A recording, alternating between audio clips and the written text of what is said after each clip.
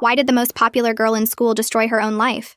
Harper was the kind of popular that made other girls either worship her or secretly hate her. She had 20,000 IG followers, the quarterback boyfriend, and threw the best parties at her massive house while being cheerleading captain and student body president with the perfect GPA. But then something changed right after winter break and nobody could figure out what the hell was happening. Harper showed up to school that Monday looking like she hadn't slept in days with her hair in a messy bun and wearing sweatpants.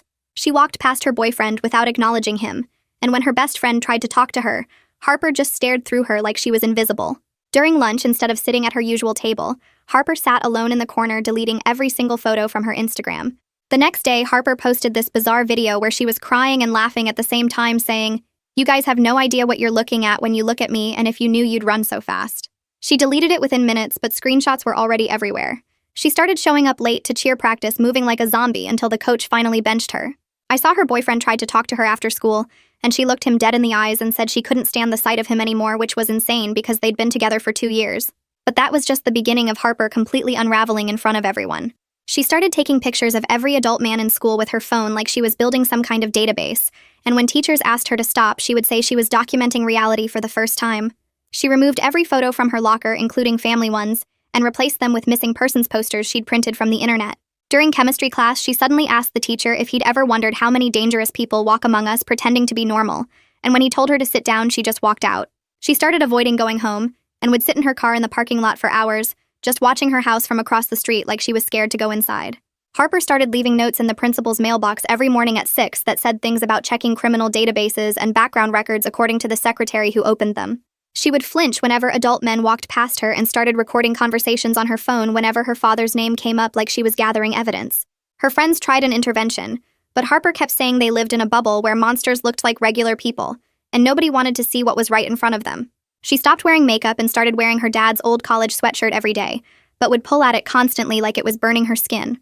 During assembly, she started searching things on her phone about how long DNA evidence lasted, and whether fingernails could prove anything after 5 years, which her friend saw over her shoulder. She asked a junior whose dad was a cop whether basements showed up on housing blueprints and if soundproofing materials left specific chemical traces. She started skipping classes to sit outside the guidance counselor's office writing pages and pages of something she'd immediately tear up and throw away. Then Harper did something that made everyone realize this wasn't just a weird phase. During the school assembly where she was supposed to give a speech about the fundraiser, she grabbed the microphone and started talking about how everyone was living in a fantasy and that she'd discovered something that changed everything, and she couldn't pretend anymore. Security escorted her off stage and she didn't come back for 3 days. When Harper returned, she was like a ghost, avoiding everyone, including her own reflection. She spent every free period in the library researching criminal psychology and basement construction permits for our neighborhood. Her mom started picking her up daily, and Harper would get in the car silently while her mom looked like she'd aged 10 years in 2 weeks. Then last Friday, everything exploded when Harper's dad showed up during lunch with 2 police officers, and they went straight to the principal's office. 20 minutes later, they came out with Harper's phone and laptop in evidence bags, and Harper herself nowhere to be found. Someone saw her running through the parking lot that morning like something was chasing her. That afternoon, the police were at Harper's house, and neighbors heard her mom screaming, "She's just a child. She didn't know what she was seeing. This can't be happening." I found Harper hiding in the old equipment shed behind the football field where nobody ever goes, and she looked at me with hollow eyes and said the one thing I'll never forget. "My father isn't who you think he is, and tomorrow morning everyone will know what he's been doing in our basement for the past 5 years." Then she stood up and walked toward the woods behind the school. My feet stayed frozen to the ground while Harper got smaller and smaller between the trees, until she completely disappeared. My hands shook so bad I could barely get my phone out of my pocket. I started dialing 911 but stopped because what was I supposed to say? That the most popular girl in the school said something weird about her dad's basement before walking into the woods? The whole thing felt like some crazy dream, but Harper's words kept repeating in my head about what her father had been doing for 5 years. I turned and ran back toward the main building, my legs feeling like jelly. The parking lot was mostly empty since it was after 4. I burst through the side doors and almost crashed right into Tristan Lin, who was coming out of the bathroom. He grabbed my shoulders to steady me, and his eyes went wide when he saw my face. I started talking so fast the words tumbled over each other about finding Harper in the shed and what she said about her father and the basement. Tristan's face changed from confused to shocked to scared as I kept talking. He pulled me down the hallway toward the guidance office where the lights were still on. Janice McGuire was at her desk typing something when we practically fell through her door. She looked up and immediately stood when she saw our faces. Tristan helped me explain everything while I tried to catch my breath. Janice wrote down every word I said about Harper hiding in the shed and what she told me about her father. She asked me exactly when this happened and if Harper said anything else specific. She asked about Harper's behavior the past few weeks, and I told her about the missing persons posters and the DNA searches and everything else. Janice picked up her phone and said she had to make a mandatory report right away, even though we didn't have much proof. She dialed the state abuse hotline while we sat there listening to her give Harper's full name and home address. She requested an immediate welfare check and explained Harper might be in danger. She hung up and called the local police station next to report Harper as a possible runaway or missing person. Within an hour, 2 police cars pulled up to the school, and Detective Christopher Garza walked into Janice's office. He was younger than I expected, with kind eyes but a serious face. He asked me to repeat everything Harper said word for word. He wrote it all down in a small notebook and asked about Harper's mental state, and if she'd ever made claims like this before.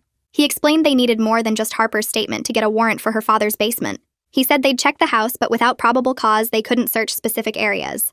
Janice gave him copies of all her notes from the past month about Harper's concerning behavior. Detective Garza left his card and said to call immediately if Harper contacted any of us. Tristan and I went back to my house and I couldn't eat dinner. I stayed up all night making a timeline on my laptop of everything weird Harper had done since winter break. Tristan came back over around 10 with his laptop and helped me organize all the screenshots people had saved. We found 12 different people who had pieces of Harper's deleted video saved. We put together screen recordings of her Instagram deletion spree and photos of her locker with the missing persons posters. Tristan found posts from other students talking about Harper's strange questions and behavior. We organized everything into folders by date with descriptions of each incident. My mom brought us coffee at 2 in the morning and asked if we were okay. We worked until the sun came up and had 3 pages of timeline plus all the digital evidence organized. I dozed off for maybe an hour before my phone started buzzing with texts. The whole school was talking about Harper never coming home last night. Her parents had filed an official missing person report at 6 that morning. The principal called an emergency assembly for first period. Harper's mom stood at the podium looking like she hadn't slept either. Her voice cracked when she asked if anyone had seen Harper or knew where she might go. She said Harper left her phone at the school and they just wanted her home safe. Some girls were crying in the front row. I felt sick knowing what Harper had told me, but not knowing if I should say it out loud to everyone. After the assembly, I found Detective Garza in the hallway and showed him the timeline Tristan and I made. He sat on a bench and went through every page carefully. He looked at all the screenshots and evidence we'd collected. He said it helped establish a pattern, but judges needed more concrete evidence for search warrants. He asked if Harper had ever shown me physical evidence or told me specific details about what she found. I told him she only mentioned the basement and 5 years. The principal's secretary found me during second period and said I needed to come to the office immediately. I walked in, and Harper's father was sitting there with a man in an expensive suit who was obviously his lawyer. Harper's father's face was red, and he pointed at me the second I walked in. He said I was spreading dangerous lies about his family during their time of crisis. The lawyer said they'd sue me and my parents for defamation if I kept harassing them. He said I was making a terrible situation worse with baseless accusations. The principal looked uncomfortable and kept adjusting his tie. Right then, Janice walked in and stood next to me. She told the lawyer I had followed proper reporting protocols and acted in good faith based on Harper's own words. She said I was protected as a mandated reporter and had done nothing wrong. The principal said we all wanted Harper found safely and asked everyone to remain calm. The lawyer handed me his business card with a warning look before they left the office. My phone started buzzing immediately with a call from an unknown number. It was Marlene Lopez from Child Protective Services saying she got my report through the state hotline. She explained they couldn't do much without Harper physically present or concrete evidence of abuse happening right now. She said past allegations needed police involvement and physical proof. She asked me 20 questions about Harper's behavior changes and what exactly she told me. I gave her every detail I could remember while Janice took notes beside me. Marlene said she'd coordinate with the police but warned me these cases moved slowly through the system. After the call ended, Tristan texted me that he found something important. We met in the computer lab where he had 3 other students with him. They'd all recorded parts of Harper's weird behavior over the past 2 weeks on their phones. One girl had the entire assembly meltdown filmed from the front row. Another had Harper taking photos of male teachers during lunch. The third had Harper sitting in her car staring at her house for 2 hours straight. We spent the rest of the day organizing everything into one massive folder with dates and descriptions. We had 12 different incidents documented with video or photos. I suddenly remembered Harper searching stuff on her phone during that assembly about DNA evidence and fingernails. I called Detective Garza immediately and told him what Harper's friend saw over her shoulder. He went quiet for a moment, then said that suggested Harper might have found actual physical evidence of something. He asked if Harper ever showed me anything or gave me any items. I told him she only mentioned the basement and 5 years but nothing specific. The cheer coach found me after practice and pulled me into her office. She closed the door and said she'd been thinking about Harper since the news broke. She said Harper had bruises on her upper arms after winter break that she noticed during practice. She'd assumed they were from stunts or working out, but now she wasn't sure. She said the bruises were finger-shaped, and Harper got weird when she asked about them. She wanted to know if she should tell the police. I gave her Detective Garza's number and told her to call immediately. That night, I couldn't stop thinking about what Harper said about the basement. I got on my laptop and started searching public records for Harper's address. The property records showed basement renovations from exactly 5 years ago. The permits listed basic finishing work like drywall and flooring, but nothing about the soundproofing Harper had been researching. The contractor's name was listed, but when I searched for the company, it didn't exist anymore. I took screenshots of everything and added them to our evidence folder. 2 days passed with no sign of Harper anywhere. The police organized search teams to comb through the woods behind school. I signed up immediately along with half the school. We spread out in lines, walking slowly through the trees, calling Harper's name.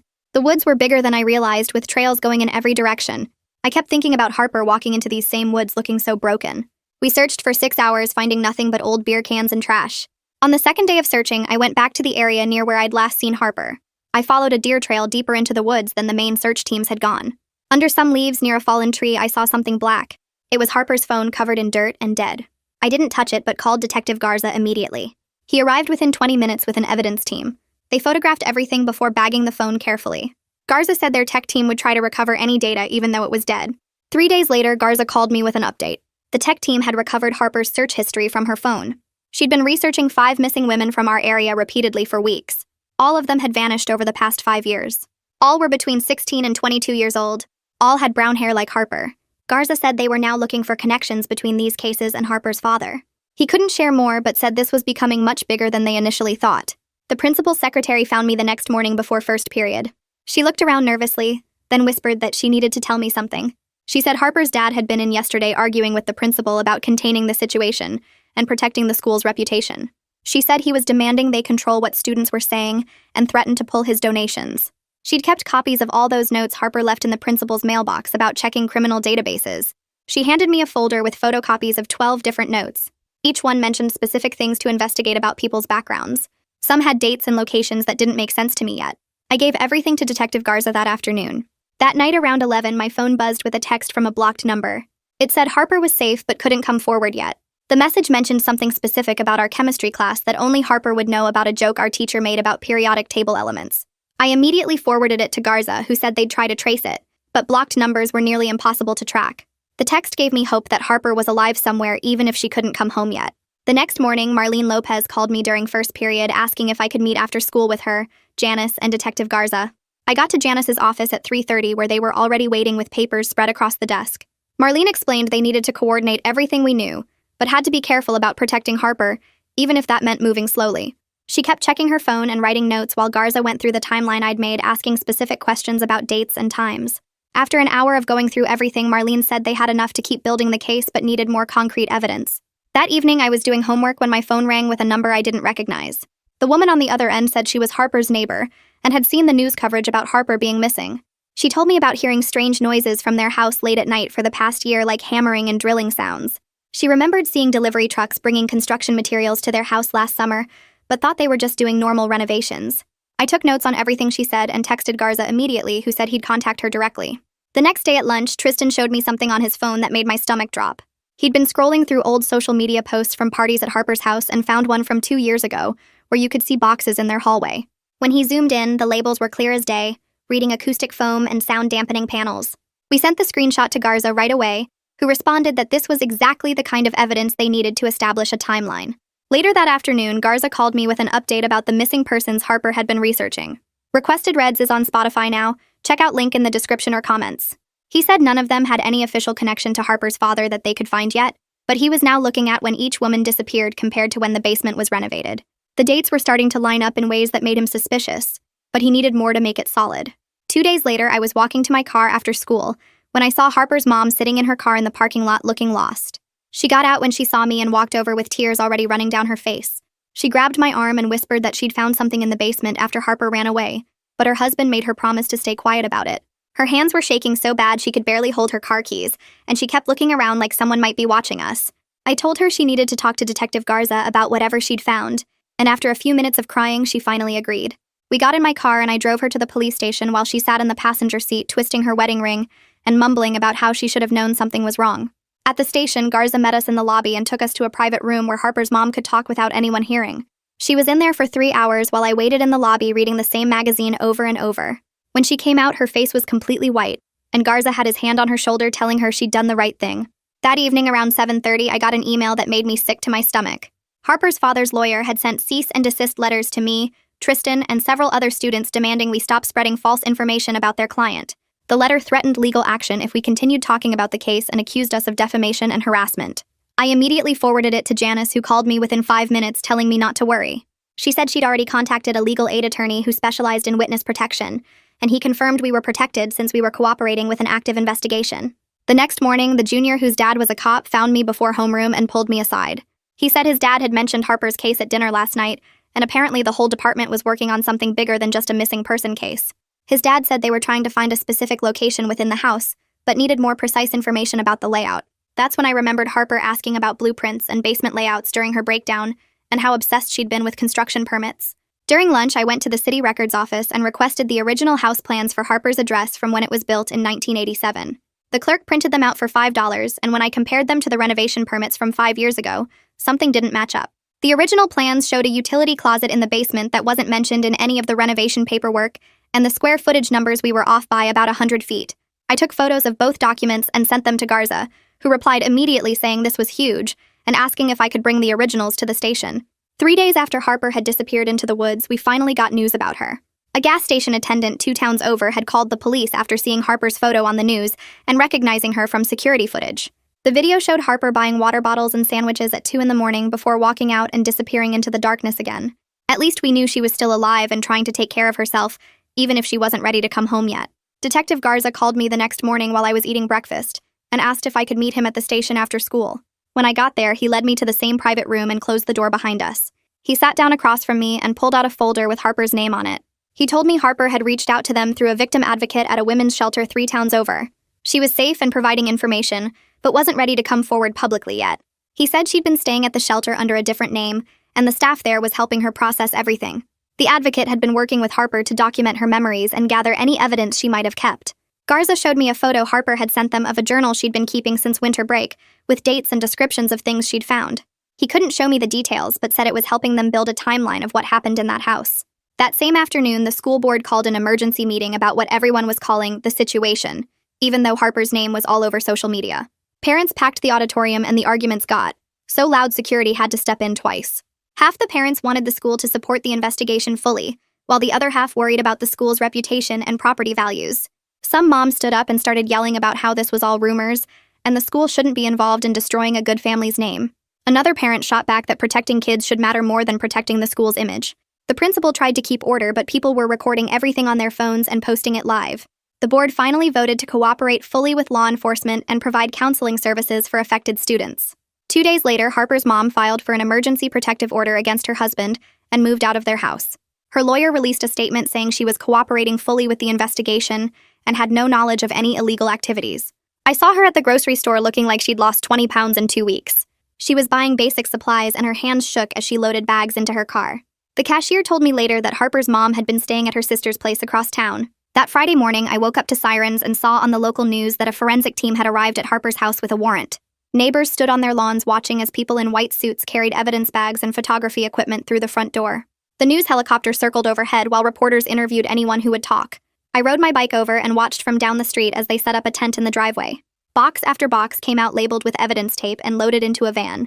The forensic team was there for 8 hours, and neighbors said they heard drilling sounds from inside.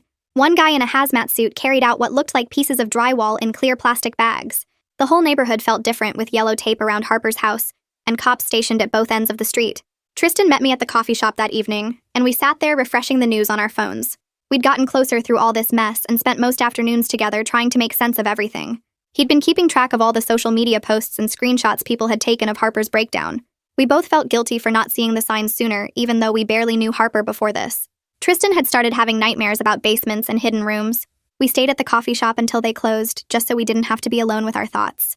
The next morning, Detective Garza called me again, and his voice sounded different this time. He said they'd found the hidden room Harper had discovered behind what looked like a normal utility closet. The construction matched the timeline from the permits I'd found with the missing square footage. No victims were present, but they'd found evidence of long-term captivity, including restraints bolted to the walls. There were scratch marks on the inside of the door and DNA samples from multiple sources. The room had been soundproofed with professional materials just like Harper had researched. Garza said Harper must have stumbled onto it during winter break when her parents were out of town. They found her fingerprints on the hidden door mechanism, which explained why she'd been so obsessed with DNA evidence lasting. 3 hours after that call, the news broke that Harper's father had been arrested on charges of unlawful imprisonment and obstruction of justice. His lawyer held a press conference claiming it was all a misunderstanding about a private storage space for valuables. He said his client was a respected businessman who was railroaded by a troubled teenager's delusions. But the evidence was already being processed, and more charges were expected soon. The arrest video showed Harper's dad in handcuffs being led to a police car, while photographers pressed against the barriers. His face stayed blank like he was somewhere else entirely. By Monday morning, media vans lined up outside our school, and reporters tried to interview students walking in. The administration put strict protocols in place with security checking IDs at every entrance. They sent home a letter saying any student who talked to media on the school property would face suspension. Janice set up support groups for those of us involved and brought in extra counselors. She helped me write down everything I remembered without the reporters finding out. The principal made an announcement that the school was a safe space, and harassment of any students wouldn't be tolerated. But everyone whispered in the hallways, and Harper's empty desk in chemistry became this weird shrine with flowers and notes.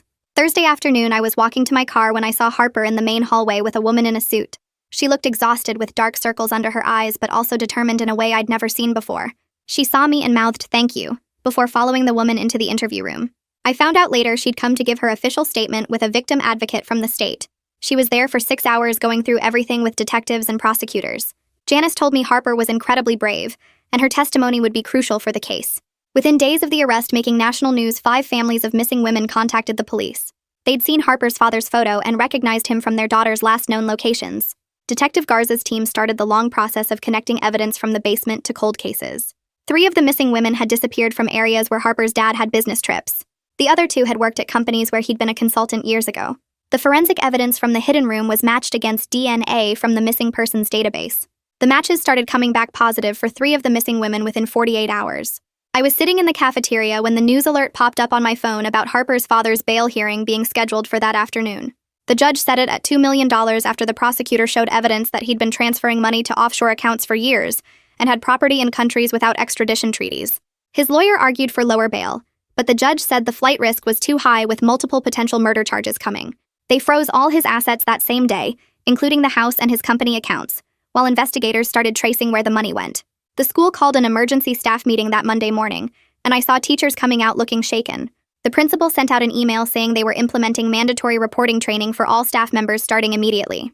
The cheer coach found Harper's mom in the parking lot after the training and broke down crying while apologizing for not seeing the signs. She kept saying she should have known something was wrong when Harper started flinching during practice, and how she'd failed as a coach. Harper's mom just hugged her and said nobody could have known what was happening in their house. I couldn't sleep that night thinking about all the times I'd seen Harper acting strange, and wondered if I should have said something sooner. The guilt was eating me up so bad that I couldn't focus in class and kept replaying every interaction looking for signs I'd missed. Janice called me into her office and could tell immediately that I was struggling. She sat me down and reminded me that I did exactly the right thing when Harper finally told me about the basement. She explained that victims often hide abuse for years, and the important thing was that I believed her and took action when it mattered. She set me up with a counselor who specialized in secondary trauma and gave me permission to leave class whenever I needed to talk. Some kids from student council started a collection for Harper and her mom since all their money was frozen during the investigation. Even people who'd barely talked to Harper threw in $20 or $50 because they felt bad about not noticing her distress. The collection grew to over $8,000 in 3 days, which they gave to Harper's mom through the Victim Services Coordinator. Marlene Lopez called me and Tristan to thank us for documenting everything so carefully. She said our timeline and evidence collection created the foundation that got Harper the help she needed and would be crucial for the prosecution. She was working on finding long-term placement for Harper with relatives out of state, where she could get intensive therapy away from all the media attention. My phone buzzed during lunch on Thursday with a text from an unknown number. It was Harper saying she was in a safe place getting help, and wanted me to know she was going to be okay, even though she wasn't ready to come back to the school yet. She thanked me for believing her and said knowing someone cared enough to listen saved her life. I showed the message to Janice, who smiled and said Harper was incredibly strong to reach out. Detective Garza called that afternoon to let us know the FBI was joining the investigation because evidence suggested crimes might have crossed state lines. He said he'd still be our local contact, but the case was expanding beyond what the local department could handle alone. They'd found evidence that Harper's father had rented storage units in 3 different states where the missing women had disappeared. The FBI brought in their behavioral analysis unit and started connecting patterns between the victims and Harper's father's travel records. Harper's mom filed for divorce the next week, and the papers showed she was seeking an emergency order for sole custody and a restraining order. She'd started seeing a therapist twice a week, according to Janice, who was helping coordinate support services. Harper's mom sent a message through Janice thanking everyone who believed Harper and took action to help them escape that nightmare. She said she'd been blind to what was happening and would never forgive herself for not protecting her daughter, but was grateful for the people who stepped up when Harper needed them most. 2 weeks after the arrest, the news broke that made everyone go silent. DNA evidence from the basement matched the remains of Sarah Foster, who'd been missing for 4 years. The medical examiner confirmed she'd been held captive for months before she died, based on evidence they found. The prosecutor immediately upgraded the charges against Harper's father to first-degree murder, along with the kidnapping and false imprisonment charges. More families started contacting the police saying their missing daughters had connections to areas where Harper's father had business. The principal announced a special assembly for the following Monday about recognizing signs of abuse and trauma. They brought in experts from the state to help students process what had happened without turning Harper's story into gossip. The assembly felt different from usual school talks because everyone knew this was real and had happened to someone we all knew. The expert talked about how predators often hide in plain sight, and victims sometimes can't speak up for years because of fear or manipulation. She explained that Harper's behavior changes were classic signs of someone discovering traumatic information and trying to find help without knowing how. Students asked questions about what we should have done differently, and the expert kept emphasizing that Harper's friends couldn't have known without her telling them. She said the important thing was that when Harper finally found the courage to speak up through her actions, people listened and got her help. Tristan started organizing meetings in the library after school where students could talk about what happened with Harper. He put up flyers saying anyone who felt weird or scared about the whole thing could come. The first meeting had 12 people show up, and we all just sat there not knowing what to say at first. Tristan brought cookies and juice boxes, which helped break the ice somehow. We started meeting every Tuesday, and more kids showed up each week. Some were Harper's old friends, and others were just random students who felt messed up by everything. We talked about how we missed the signs and how scary it was to realize monsters could look so normal.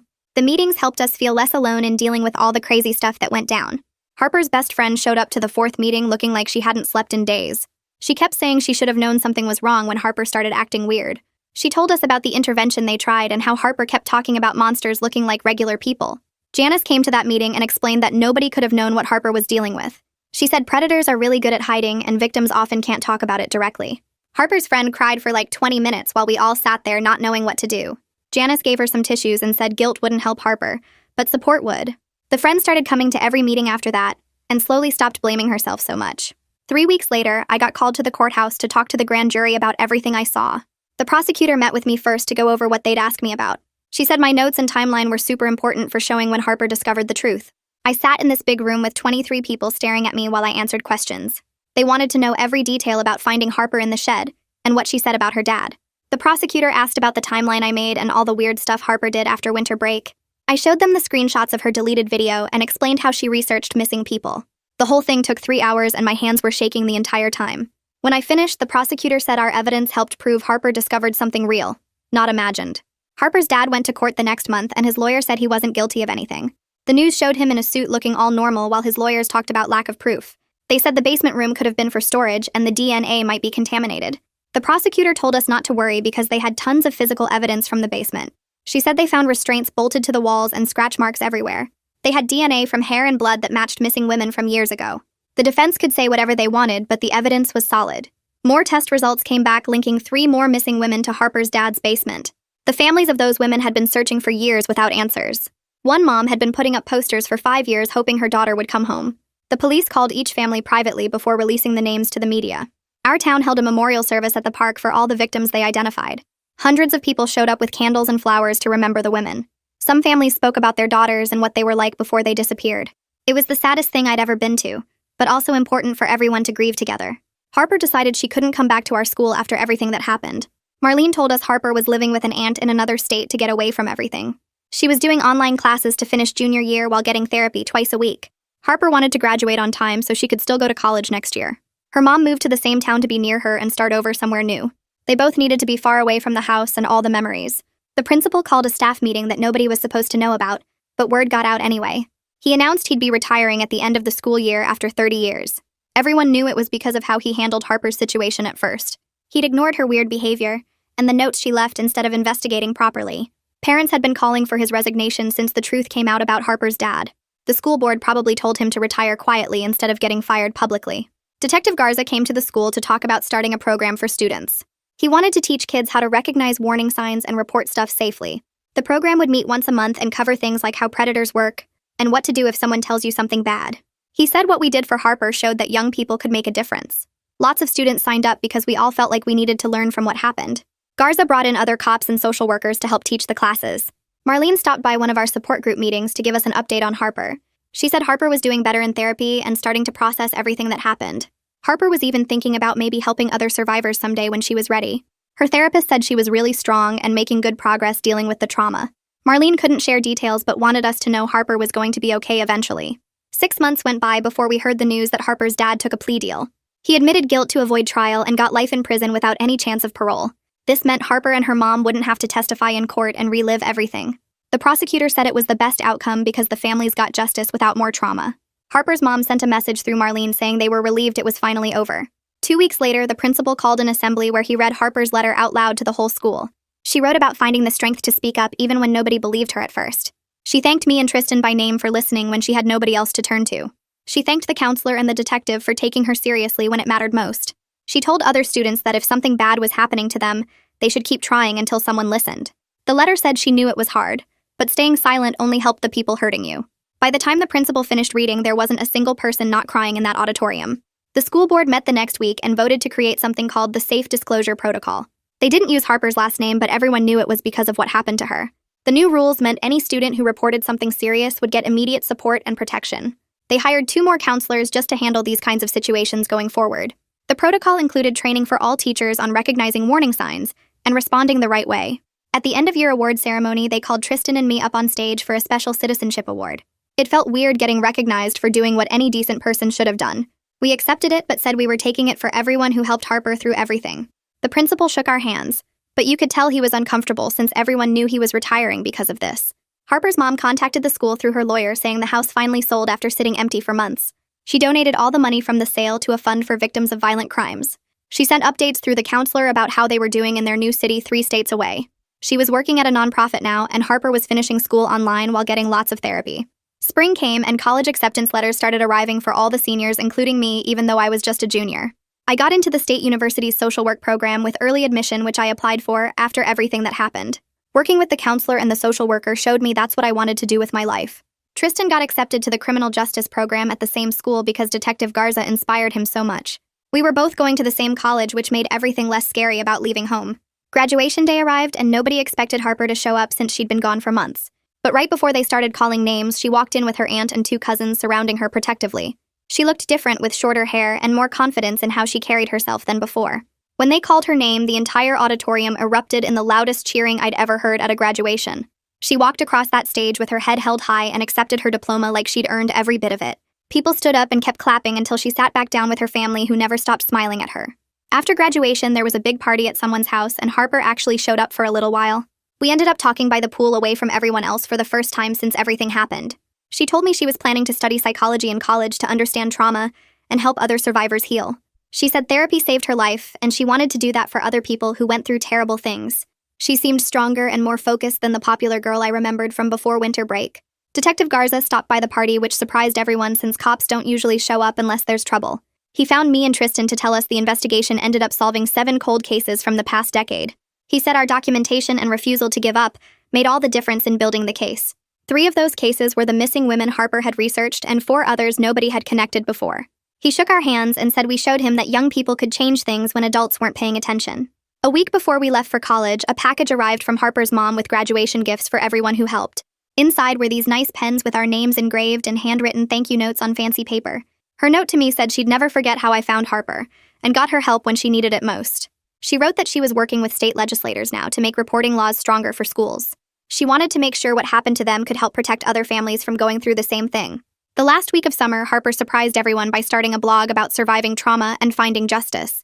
She was careful not to share details that could identify victims, but she wrote honestly about the healing process.